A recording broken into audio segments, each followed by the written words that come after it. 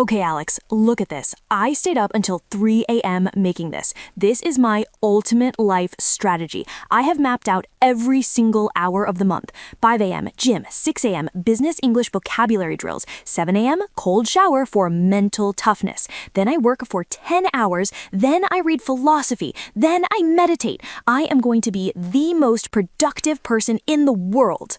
Nora, take a breath. You are vibrating. Is that coffee number 4? It's number 5, but I have to, Alex. If I stop moving, I might fall behind. Everyone else is posting their success stories online. I need to keep my intention high, right? That's the secret to success. High energy, high intention. Actually, no. That is exactly why you are going to quit by next week. Excuse me? I am trying to be disciplined here. I have color-coded charts. Nora, listen to me. You aren't being disciplined. You are relying on excitement. And excitement is a battery that runs out.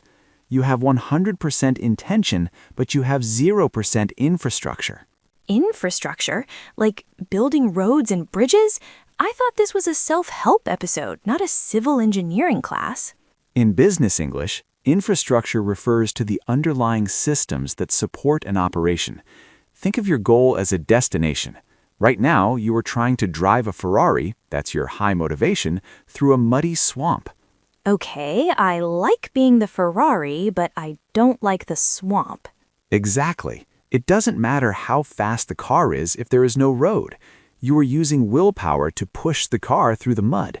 That is exhausting. Real success comes from building the road first. So, all these charts, this isn't a road? No, that is a wish list. A system isn't, I will run at 5 a.m. A system is putting your running shoes by the door so you trip over them when you wake up. That is called environment design.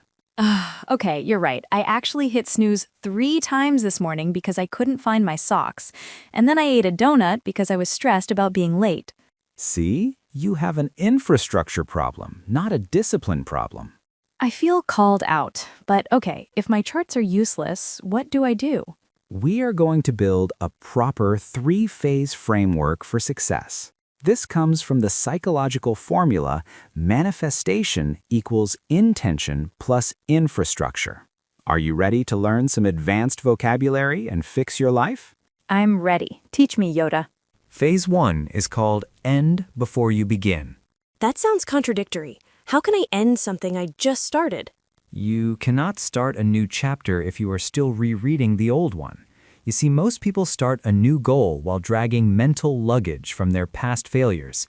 If you are still carrying guilt, disappointment, or regret from last month, you are starting this new goal crowded. Crowded. That's a great adjective. My brain definitely feels crowded. Let's define that. In this context, crowded means your mental bandwidth is occupied by past failures. Imagine trying to install new software on a computer that is full of old corrupted files. What happens? It crashes or runs super slow. Exactly. You are the computer. So tell me, what is one thing from the past that you are secretly beating yourself up about? Well, I paid for that expensive annual gym membership last year. I went 4 times. 4 times, Alex. Every time I see the gym logo, I feel like a failure. I feel like I wasted money. And that feeling, that is crowding your mind. It's creating a debt of guilt. So here is the ritual. I want you to write that down. I wasted money on the gym. Okay, writing it down. Ouch, it hurts to see it on paper. Now, I want you to physically destroy that paper. Burn it, shred it, or rip it into tiny pieces. Really? That feels dramatic. Rituals are powerful. The brain needs a physical signal that the debt is paid. You need to say, that was the old Nora. The new Nora starts with a clean slate. You cannot create a new future if you are living in the emotions of the past. Okay, rip. Goodbye, gym guilt. Wow, that actually felt surprisingly good. Good. That is closure. Now that you have cleared the mental hard drive, we can install the new operating system. Let's go back to that formula I mentioned. Manifestation equals intention plus infrastructure. Okay, let's break down the vocabulary. Manifestation usually means making something happen, right? Like magic? In pop culture, yes, but in a business context, think of manifestation as execution, making a vision become reality. Most people think manifestation is just wishing really hard. They think, if I visualize $1 million, it will appear. I tried that. I visualized a promotion. I got a parking ticket instead. Exactly, because you missed the infrastructure. Infrastructure is the boring stuff. It's the logistics. It's the daily operations. So give me an example. If my goal is learn business English, what is the intention and what is the infrastructure? Intention is your why. It's the desire. I want to speak confidently so I can get a better job.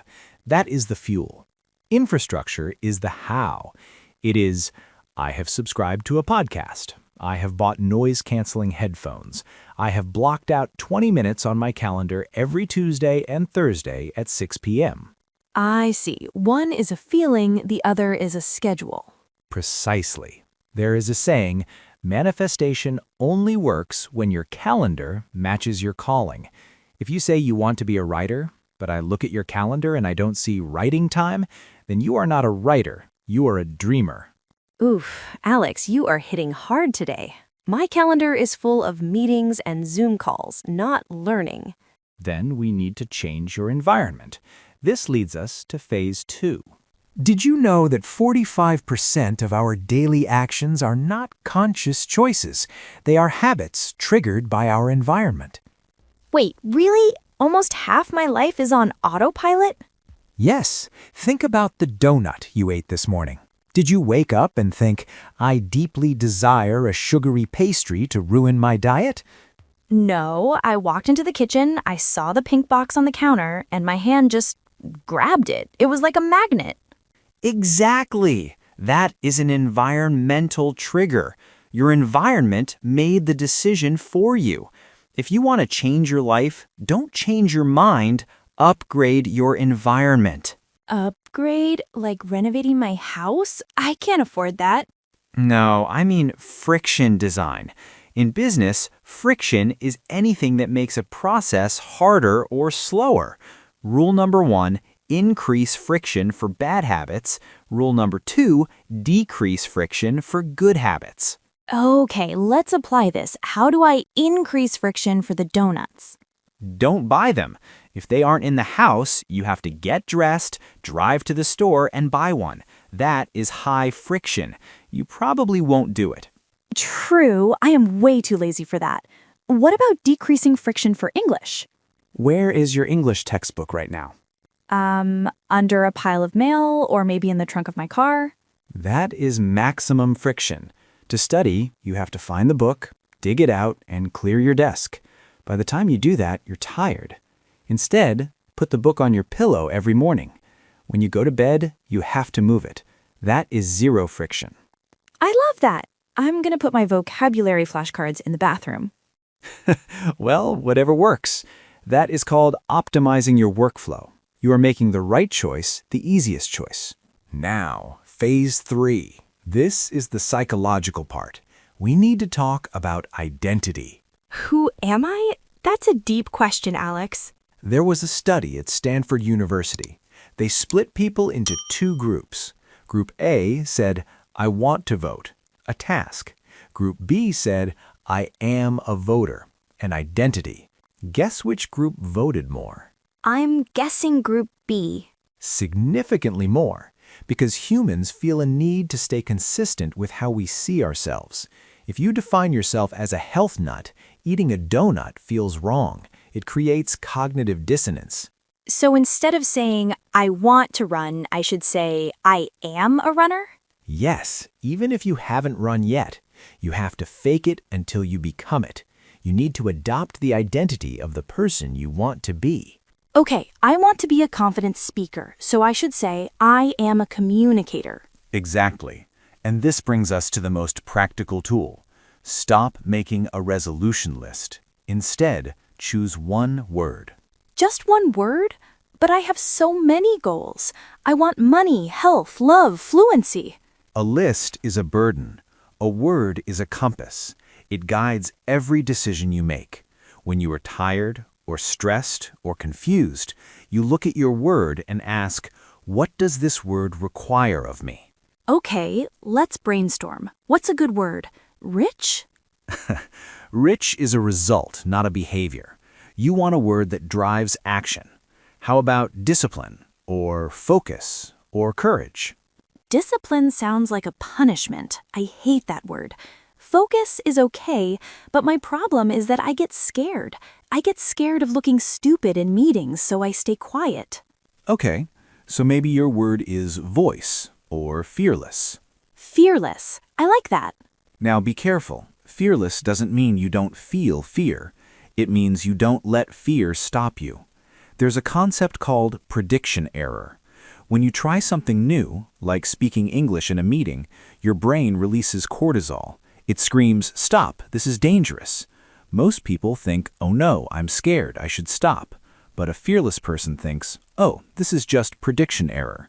My brain is just surprised. I'm safe." Prediction error. I like that.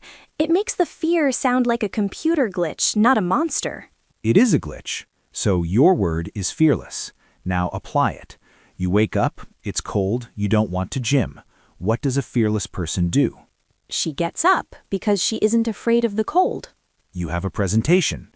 You are nervous. What does a fearless person do? She speaks up, even if her voice shakes. See?